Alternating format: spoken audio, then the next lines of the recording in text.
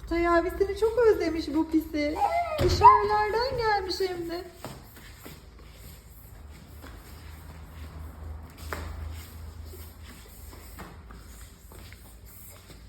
Ay. Bu bizim kedimiz olsun mu Kutay? Evet. Götürelim mi onu İzmir'e? Evet. İsmi ne olsun peki? Evet. Elif mi? Evet. Annenin ismi mi olsun kedinin ismi? Evet. Bence farklı bir isim koyalım Tamam. ona. Şu onun Spiderman. Spidey Cat. Tamam. Olsun mu? Bak Evet. bakıyor, acıkmış anneciğim.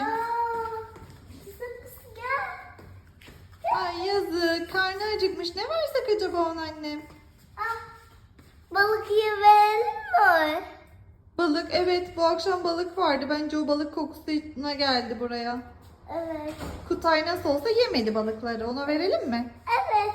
Hadi gel. İçecek falan içer mi peki?